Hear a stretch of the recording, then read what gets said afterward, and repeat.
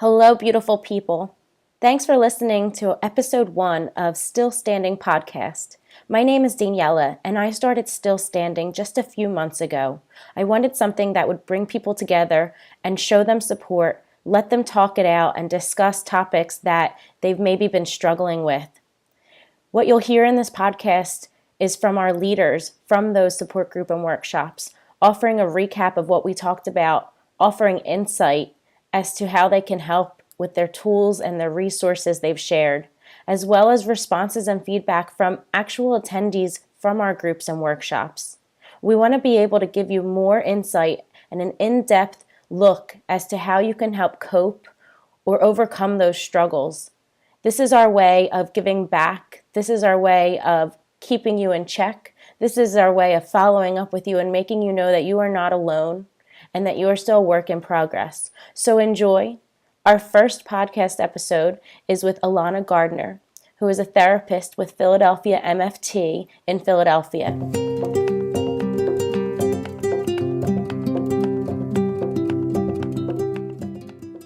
Alanna is a relationship expert, fitness trainer, and an overall lover of health and wellness. With over 10 years in the field of mental health and 5 years in boutique fitness, Alanna utilizes her expertise to create targeted and effective strategies to improve the quality of life of individuals, leadership, and corporations, both at home and in the boardroom as a therapist and corporate wellness coach. As a heart attack and open heart surgery survivor, Alanna knows what it takes to navigate, survive, and thrive during a crisis, and challenges her clients to do the same. Hi, Alanna. Hello. Hello. Thank you so much for doing this and just being a part of the whole Still Standing series. Absolutely, my pleasure. Let's just get right into questions. So my first question to you is, what drew you to being a part of the Still Standing series? I really appreciated that, just kind of highlighting that the struggle is real. I think, being in business or just kind of living and existing as a human, everything now is more sort of geared towards the good times and the highlight reel. And I'm always curious, personally for myself, as, just a person working in wellness, a business owner, but more importantly, a human being, being able to see how people get to point A to point B and how they get through their personal struggle. Because I think even in a lot of storytelling, we focus a lot on just the highlight, and it's kind of like, oh well, the person started off here, and then within 5 years they got to here, but we don't really highlight the moments and times where they're down. And that's anywhere from somebody that you look up to, like a mentor of yours who's doing the things that you want to do, or even like celebrities. We just hear like, they did this, and then maybe they had that one mishap or that one failure, but then they bounce back in no time. It's kind of like, oh, I would have loved to actually hear that, how they got through that process. I think that was big for me as well with creating this and launching it is the how. I felt the same, we'd go from A to Z, we'd find the ending. There's so many important points that go in between. Absolutely. I mean, they get missed a lot. So you just think that everybody knows everything and that everybody is like super successful, and that's not necessarily the case. There was things that happened and things that they had to figure out on their own to kind of get there. Now, let me ask you, so the topic was regaining sense of who you are. How does that resonate with you?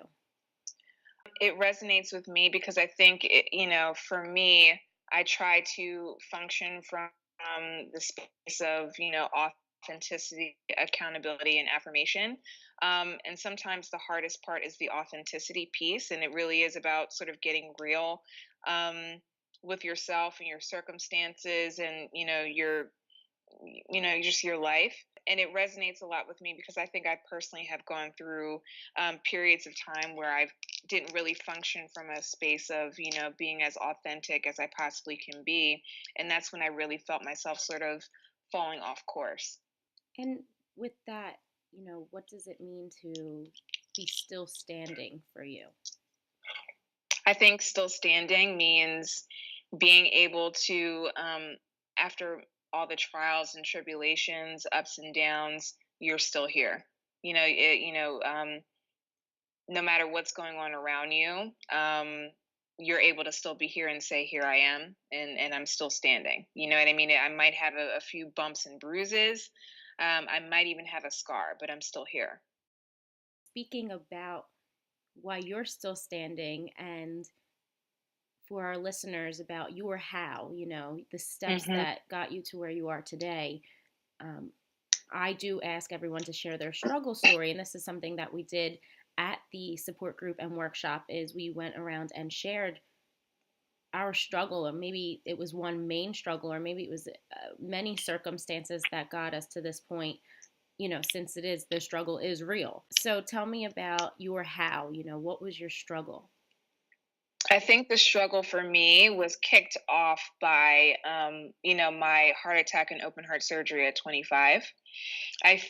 Lots of people, when they hear that story, they think that the struggle was the actual open heart surgery, was the actual heart attack, and just kind of going through like the physical trauma of it.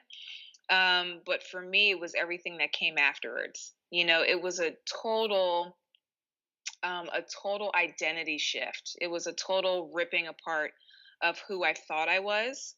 Um, well, and sort of this. A lot of my identity was wrapped up in what I could do for other people, and not necessarily in just existing and being who I am.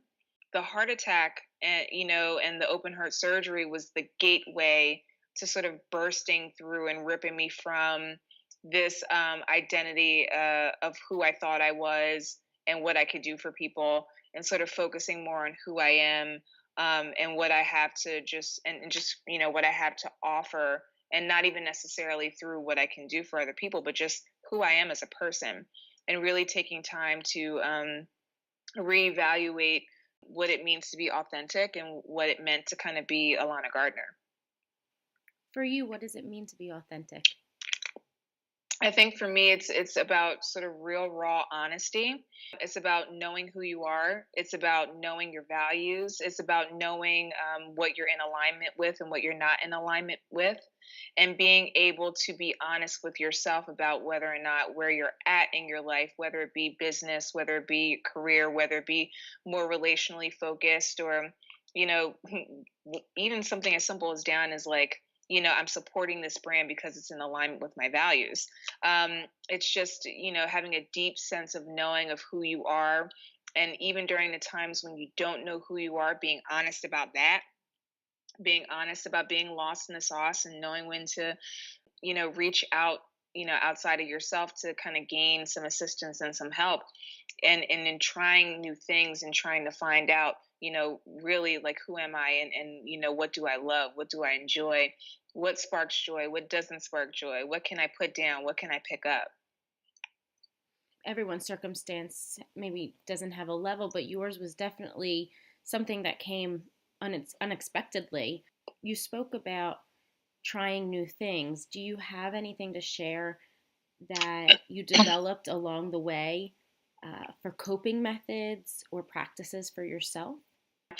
So I think for me, I've always been someone who has been very like on the go and very much like on a plan. I love my safety and my security, whether it be emotional security, mental security, relational, financial. I love me a good plan. But sometimes having a plan can keep you in prison. You can get too attached to your blueprint and too attached to the plan. And you have to sort of understand when to break away from your plan and when to adjust your plan.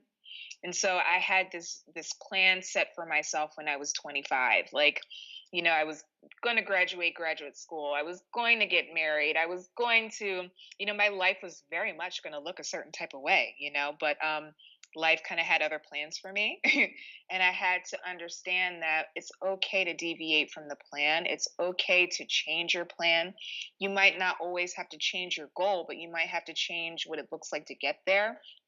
And for me, that meant doing less of the sort of things that are always pressuring you to sort of drive and go and go, go, go, go, go, and more introspective work like journaling, like going to therapy, like, asking for help, like, being honest about not being okay, and doing things like meditation and yoga.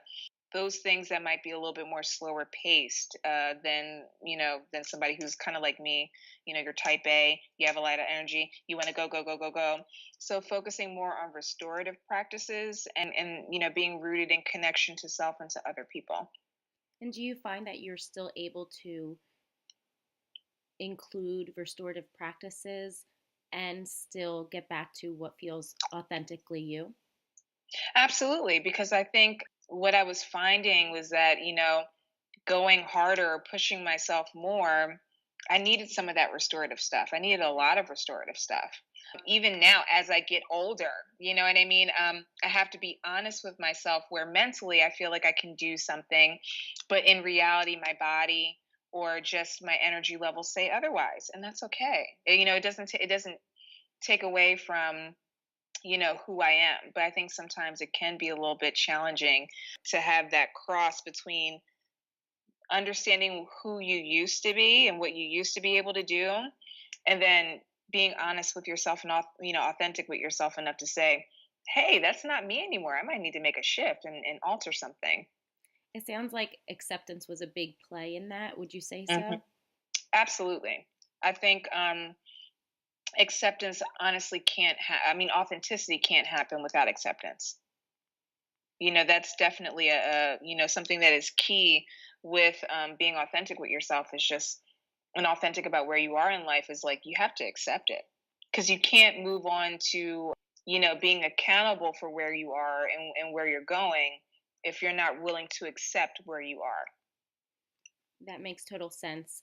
And I really appreciate you sharing all of this with us. So, before we move on, I want to talk to you about a recap from what Hmm. happened at the support group and the workshop. And we actually have some follow ups because that's a big part, of the Still Standing series is that we want to check in on people and we want to make sure that we are tracking their progress and they do still feel like they have a support system after they leave the event. And I love that you're doing that, by the way, because I feel like we could get our energy up so high in these moments, like, yes, I feel great, I feel and then it's like, oh, I have to find something else to kind of keep me up, or I have to, I want to keep that energy flowing. How can I keep that momentum going? So I think that that's great that you're doing that, Daniela. Well, thank you.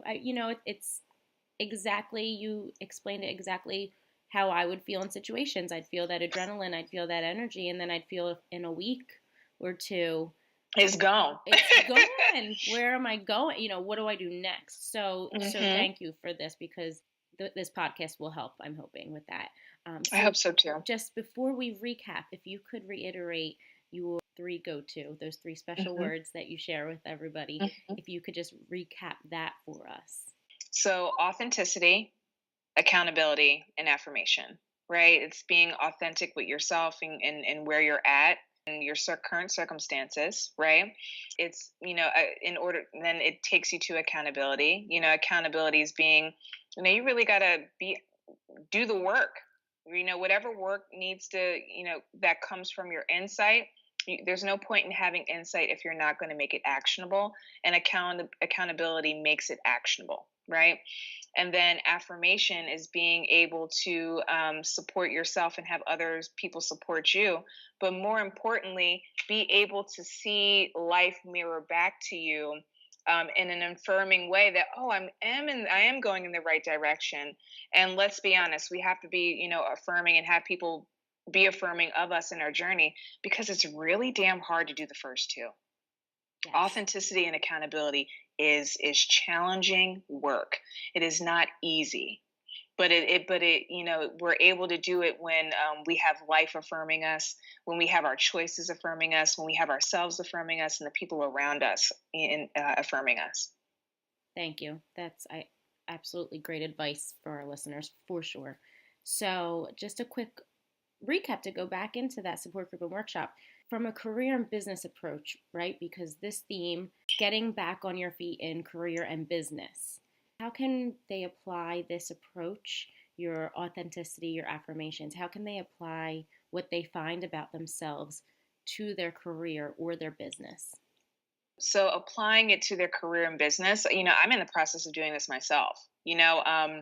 it'll be 7 years kind of being in private practice, and it's been it's been close to 5 years being in fitness.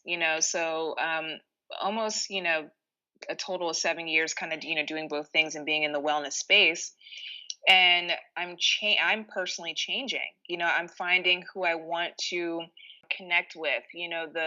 What type of work I want to do. I find it changing. I find it morphing. And so the more that I'm able to kind of identify that within myself, I'm able to identify, what heartbreak is, right? So I was doing my own personal work, and I actually had my own therapist say, like, oh, let me send over, some stuff to you so that you can look at it and see, what can help you out in terms of like trying to guide you and, figuring out where to go next. And it was, what's a cross between what are your interests? So I think I said this when we were at the Still Standing group. The event was, what are your its? Do you have its? Your interests, your talents, your skills. What are your its? Do you have its? And we all have its, right? Interests, talents, and skills. And then you cross that with your passion. What are the things that you've always loved? Things that just really come naturally to you, things that really sort of, just make you happy and make you feel joy filled. And then what is the heartbreak? And so when you enter in all those three things, you're able to find out and be able to sort of navigate which direction you're sort of going in terms of your career. And, it sounds very simple, but I was just like, oh my goodness, this was just so eye opening for me. And I was able to be like, all right, I found the thing. I found, you know, or at least I'm able to understand what I'm able to say no to. That was really powerful for me. Understanding what I was able to say no to because I went through the process of the previous things. Eye opening is definitely the key word with that. As you were speaking about it, in my head, I thought, like, I had an aha moment. Like, that makes sense. I want to maybe making a list of something. Would you think that would be helpful? There's something really magical about putting pen to paper. I feel like a majority of us try to hold things in our minds. A majority of us try to write down things like on our digital devices, but we forget about it. But when you sit there and you put pen to paper and you make that mind body cognitive physical connection, you're able to say, oh, okay, this is it. This is it. I found it. I found it. And you're always able to look back at it. It's the same thing with being able to look back at it on your phone. But phones and digital things often serve as distractions and deterrents from, our focus. So putting pen to paper, there's something about that just, brings up a lot. I agree. I have many journals to prove that. Same here. Same here. And you mentioned too about learning to say no. So, for anyone listening, I want you to keep in mind we are going to touch on that because that was a theme with the follow ups from our attendees. And they did want to know, how am I going to get better at saying no? So that's something that will come up. So let's actually go to the responses. I will share that with you and then, ask you some questions. Absolutely.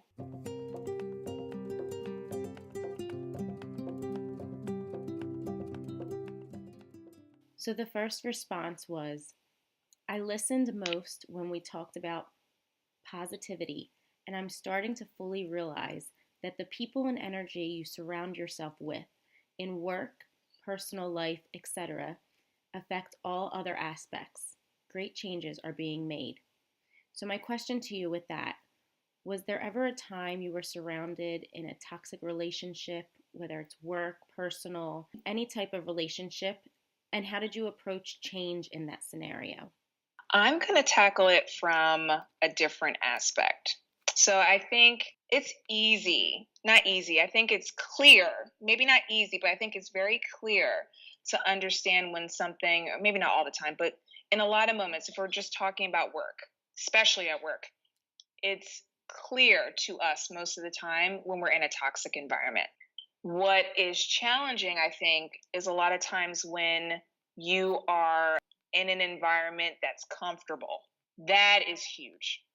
So even though we're talking about, even though you posed it as toxicity is clear. And a lot of times you're like, I need to leave it, right? You're even if you don't, you're like, I know I need to leave this. This is BS. I shouldn't be treated this way, you know?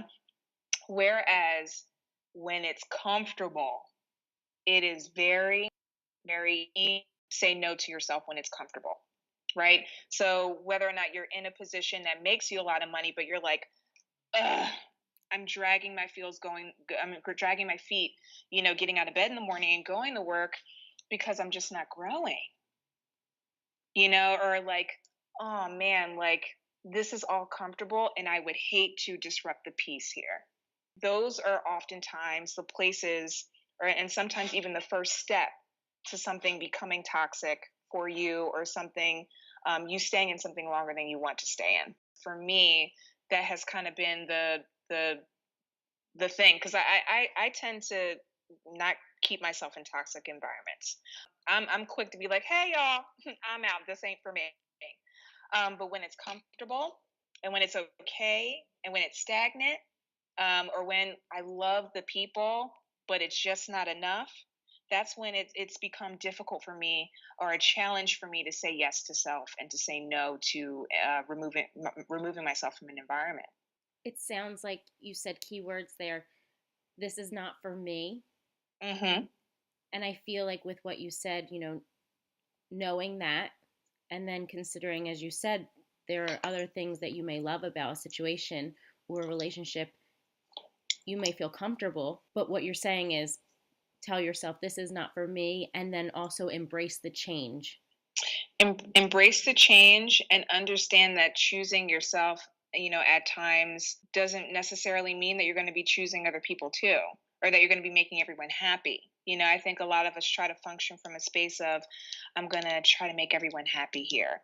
But it's not about making everyone happy. It's about making you happy, and understanding that you have to kind of grow and move and shift and change. And that, even though it's scary, even though it might feel uncomfortable, even though you might fear the outcome of it, or stirring the pot, or whatever the case may be, you have to choose yourself, and you have to choose what's best for you. Because truth be told, you're not doing good to anybody else if you're not putting your all into what it is that you're choosing to do. Absolutely. That's great advice. So I want to move on to the next response. This is coming from an attendee, again from the support group and workshop. When it comes to running a company, sometimes you have personal deadlines, and sometimes you have deadlines that actually need to be made. In parentheses, they put payment days, meetings, and the work for all of that. In your opinion, is it better to get those tasks done just for the sake of time, but have them not be done to the best of your ability, or do them fully, but not get finished on time and jeopardize other tasks? That's a big one. And trust me, I have plenty of experience here.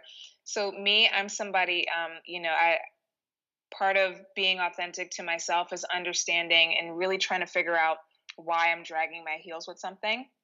And then being honest with myself about whether or not I'm overwhelmed, whether or not I'm burnt out, whether or not this is just something that's not for me. And so, with those tasks, in terms of like owning a business and all that, I've been leaning into the idea of automation and delegation. Automating the things I can automate. So if I know that I have to pay a bill or send an invoice every month, how much of that can I automate and schedule in advance, right? How much can I delegate to somebody else, right? So for me, I'm in the process of looking for like a social media intern, because I'm a part of like a lot of different things. And I'm like, I only want to run my own personal page. I don't want to do branding for these other pages. And not because I don't enjoy the work. And this is another thing too, you have to recognize and honor within yourself. Even if you enjoy doing something, you have to know when to pass the baby off to somebody else, right? So I enjoy social media. You know, I like, crafting like an image and doing all that stuff. And, because I'm like, ooh, I could story tell. There's a lot of great elements to it. But it's time consuming. It is so, Daniela, it is so time consuming. It is so time consuming. You don't realize how quickly the time passes for one post. It is a job, and I can't do that job for, all 3 or 4 brands that I'm attached to. So, I'm like, "All right, can I automate this? Yes, I can. Can I delegate this? Yes, ma'am. Let's do it." So, in terms of like the small tasks, how much of this can be, automated and delegated? Let that be your guide, and then see how much, time that sort of frees up for you. That's great. So it allows you to then focus on maybe other work that needs you and needs your undivided attention. And that really needs you fully as a person, right? So, can I be honest? Social media don't really need me. It doesn't, because if I'm doing my work to the best of my ability, ain't nothing like good old word of mouth. Because you could pour yourself into social media and not turn over a single client. I actually have a friend who's a blogger, and she's an amazing blogger. Her name is Denasia, and she runs the blog, The Urban Realist.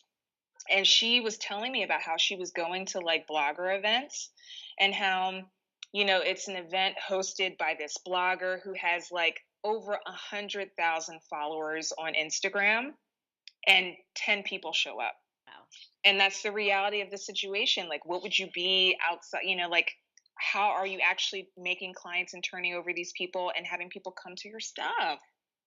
If people aren't resonating with you, or if you're not putting your all into other things that need to be put into, you're not going to get the turnover. So that was really eye opening for me when I heard her say that. Wow. It is. It is definitely eye opening. And it makes you think then. So would you say do those tasks that you can fully and then, as you said, delegate the other ones? Absolutely. Automation, delegation. Great. I love it.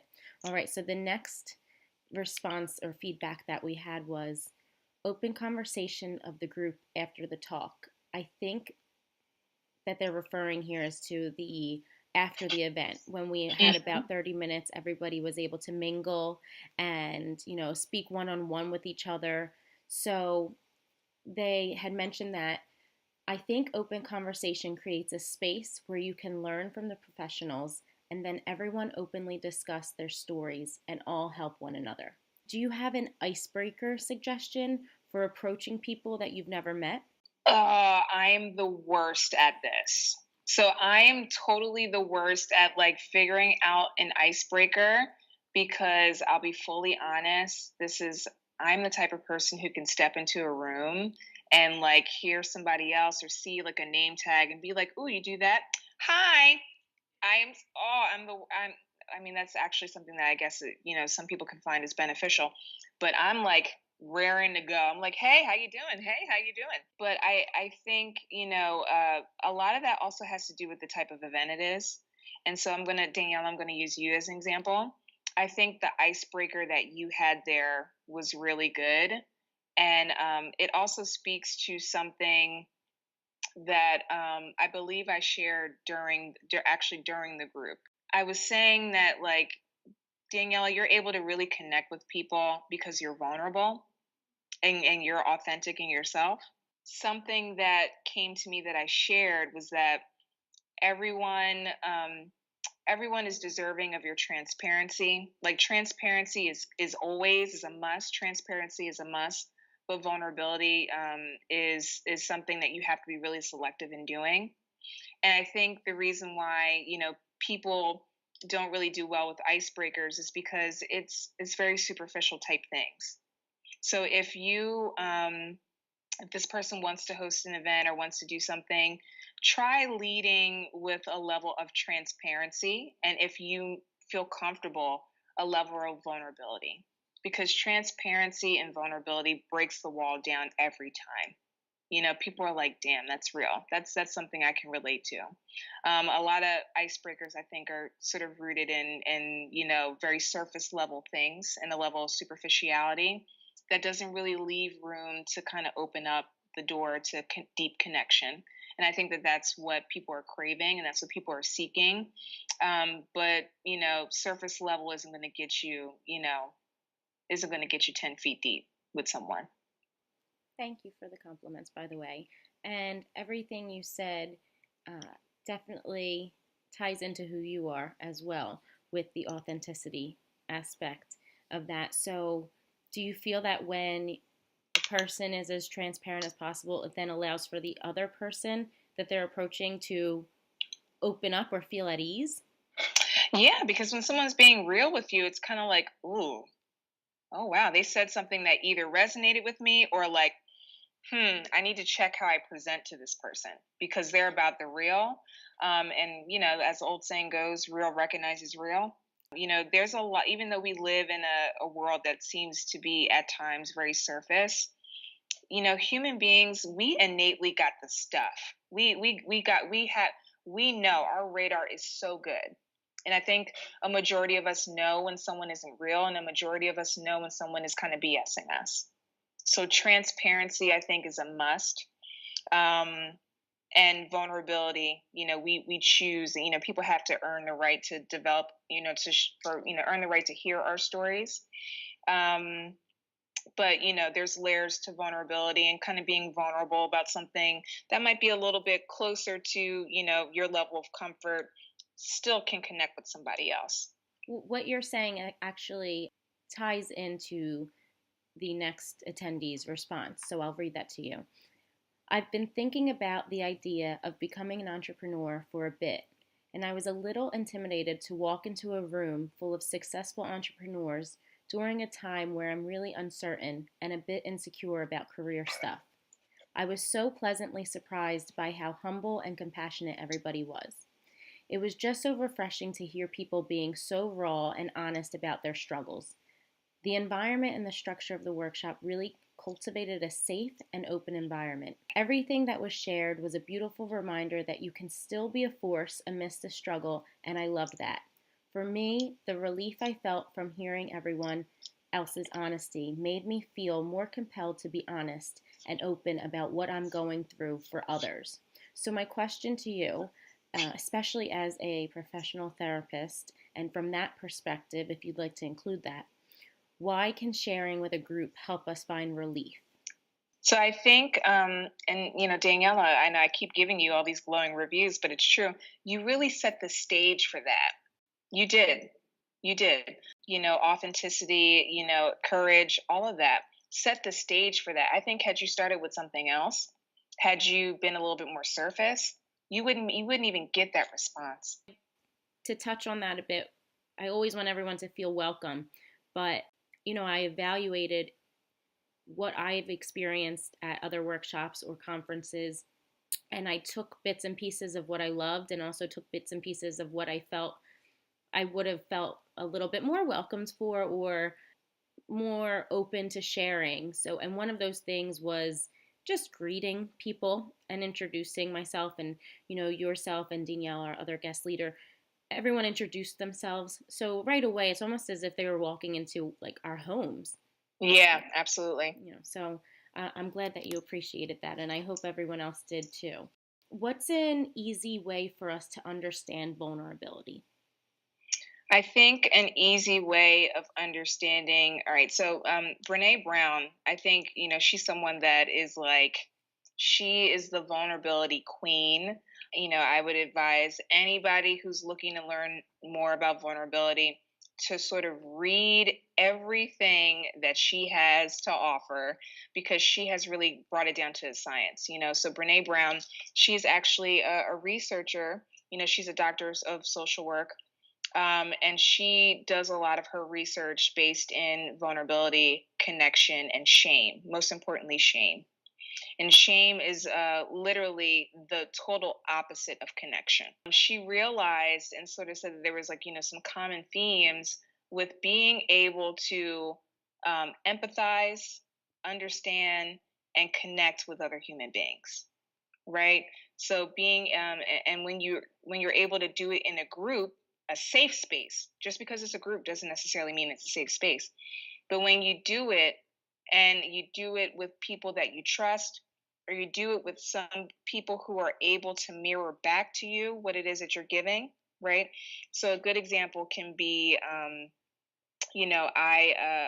have a client and actually a couple of friends who, have recently lost their parents, or they are adults without a parent, and you know, um, I thank God that I haven't had that experience yet. But instead of being like, oh, well, I'm praying for you, thoughts and prayers, just being able to kind of listen to the person and sit with them and be honest and say, girl, I would be devastated if my father passed away. I am deeply sorry. That must be so painful. I can't even imagine, the struggle. I can't even imagine what it is that you're going through. But I'm happy to just sort of sit here with you and do whatever it is that I can to, kind of be with you during this time. I'm here. It's not about being perfect. It's not about saying the right thing. It's just like when someone gives you the vulnerable thing, you're like, whoo, I feel that. I saw that, and not trying to skip over it. Right. And I think if we're talking more so in terms of business, it could be very easy for us to all be like, oh no, girl, I'm successful. Whew, clients are knocking down my door. I am making six figures. Huh. Oh my goodness, I have so many checks, so many things, so many upcoming things coming up. Instead of just being real about like, this is a really hard month for me. I feel like I'm drowning in paperwork. I feel so inadequate. I have no clue what I'm doing. Like, and someone else being like, oh, girl, I'm so happy you said that because I don't have a clue either. Or someone being like, really? That's absolutely normal. You're supposed to feel like that as a business owner. I remember this time I felt like that too. Like, dang, like it's hard. It's hard. It's rough. And when you're able to just kind of connect and be real and be honest with each other, you're like, oh, I feel camaraderie here. I feel like I'm not alone. Because I think, especially in business, we all want to present as a certain way as successful, instead of presenting the real. Like, my business might be thriving, but can I tell you, I am spent, I am burnt. I spent 10 hours in the office. I don't even think I want to do this anymore. And it's just, being able to kind of listen to what kind of comes up and being able to get yourself around trusted people who are willing to mirror that back to you. And it ties back into what you said in the beginning of the podcast with authenticity, with having the restorative practices you have, and being Mm-hmm. able to go back to that for yourself, but then also once you're in that place, I feel that you've self-reflected, then you can share it with others, and as you said, then you can relate, and then you can break down the walls with each other and be there for one another. Well, you've definitely impacted our guests because this one specifically is for you. This response is specifically for you. Oh, yay. Alanna's words on alignment really resonated with me. Being selective to better define my identity and owning that identity is something I look forward to applying in my life. I tend to be a person who says yes to too many things, so I would also love to hear more about selectivity and saying no to things that don't align. What questions do you ask yourself to get at your authentic self? And then how do you use that information to strategically say no to things that don't align? Ooh, that's a good one. All right. So, how do I say, okay, so again, this is something that's a practice for me. And I think the more that I understand my its, the more that I understand my passions, and the more that I understand, where my heart breaks in places and who I want to serve, the better that I'm able to kind of get in alignment and be able to say no to things that don't serve that purpose. Right. One of the things that I practiced this year was a find your word. So there was a find your word exercise, and it was kind of attaching, 1 to 3, maybe even 5 words that I wanted to sort of lead with this year. And the words that really came out to me was freedom and greatness. I think that there's a lot of freedom in greatness. And what I mean is that when you're great at doing something, when you give it your all, and when you become a master of that thing, you have freedom. You have freedom to set your rate at a certain way. You have freedom to say no to certain things. You have freedom and flexibility to do it however it is that you want to do it because you're great at it, right? So, I've been leading those that's one way I've been leading with those words, and I'm like, is this going to bring me freedom? Am I going to be able to be great at this? Am I going to be able to put in the time and the energy to be great at this? If not, I have to say no to this, right? Ooh, okay, I have to say no to that. That's just not in alignment, right? It's also being able to ask yourself, is what I'm saying yes to going to get me closer to my goal? Right? We all have our goals. We all have things that we sort of lead with and things that we want to manifest within our careers. Do I want to continue to sort of grow that? Is saying yes to these things that are pulling me, is it going to get me there? And if not, I have to say no to it. And I think another thing that has to be asked of yourself is, where is the drive? What makes it so challenging to say no? Is it because you're a people pleaser? Is it because you're someone who's used to over functioning and overworking? Is it, are you saying yes to 1,001 things because you're scared to work on the one thing? Are you saying yes to multiple things because you're trying to distract yourself from something that you probably need to be working on? We have to be mindful around why we're resisting the no. When we feel it, we feel it somewhere. And we're like, uh, if it's not a resounding yes, then it's a no. I always say, a maybe is a hopeful no. I like that. And when I think back to times in my life that I've wanted to say no and I've gone back on it, and they never ended in a way that lined up with how I want, what was good for Yeah, me. yeah. So, And you know what? I'm thinking about something that I recently said yes to, and even though I did it really well, and everyone loved it, I didn't love it, and that's enough. That's enough. well, No further explanation. your responses are so powerful. So I really thank you. What you just mentioned about saying no actually ties into another response that those questions to ask yourself. The question was about how to use this to build a business model. And I think everything you just said ties right into that. Is there anything more you'd want to add to that in terms of building a business model for yourself? I think I said it all. All right. So authenticity, accountability, affirmation, right? Under the authenticity piece, ask yourself, do I have its? What are my its? Interests, talents, skills, right? And even if and you really got to list those skills because you don't even realize how many of your skills are transferable. So for instance, I'll use myself as the example. I teach fitness in the city, but before teaching fitness in the city, I just did therapy, and I didn't have any certifications, no nothing, right? So I was like, I don't know how to be like a fitness instructor, right? Lies. I was a leader on a lot of like my sports teams. I was a captain as well as co-captain of my step team in college. So even in college, something as simple as like being a part of my step team and being able to lead people in how to do steps and teaching them how to do it, it was setting me up to be a fitness instructor. So something that was a part of my its fell in line with my passion, which is wellness, fell in line with like my heartbreak, which is like, wow, there's so many people out here who are limited by their health and their wellness.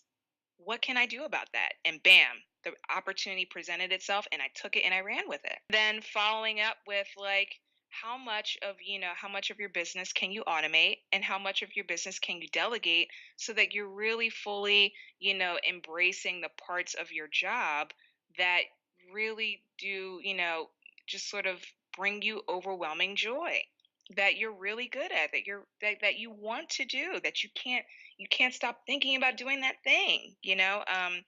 Danielle Massey, who I'm in private practice with Philadelphia MFT. She says the line, what's the thing that sort of makes your heart sing? And it's true. Like, what are the things that make your heart sing? Can you, are you in alignment with that? Because guess what? No matter what business you do, no matter where your career takes you, there's always going to be something that's a part of your business that you cannot stand doing. I hate doing all things administrative. Ugh, I just can't stand it. So guess what? I automated and I delegated so that I can do less of it. All I have to do is keep track of it and be like, okay, did it get done? All right. Okay. Does anything need to be adjusted? All right. Boom. Perfect. That is a perfect leader, boss, however you want to say it. Perfect suggestion. So, thank you for that recap. Tell us now what's next for you. So I think what's next for me is another passion of mine is sort of making health and wellness more inclusive and accessible to people. And so myself, as well as Adriana Deli, she's a yoga instructor in the city of Philadelphia, we have come together to form Align. So it's Align Wellness. So that's Align with two A's, Aligin, because we're both A names. You know, gotta love a good alliteration and stuff. So I'm all about the A's. As you can see, we have come together to sort of bring our talents and our own personal its and our own personal passions, and something that we share as a heartbreak is not being able to have health and wellness be accessible to most people. And so we're trying, we with Align Wellness, we're looking at ways to sort of redefine the conversation and just the accessibility, inclusivity around wellness in the city of Philadelphia and hopefully and beyond. Because health and wellness is something that we are all entitled to, in my opinion. We are all entitled to be our healthiest and best selves. We are all entitled to have access to the things that's going to be our healthiest selves. We are entitled to, you know, personally for me, I feel like when you don't have your health, you don't have anything else. And there's so many of us who are walking around in with a lack of wellness, whether that's mental, emotional, physical. It's not just about the body. Once wellness is a pillar for being able to be your best out in the world.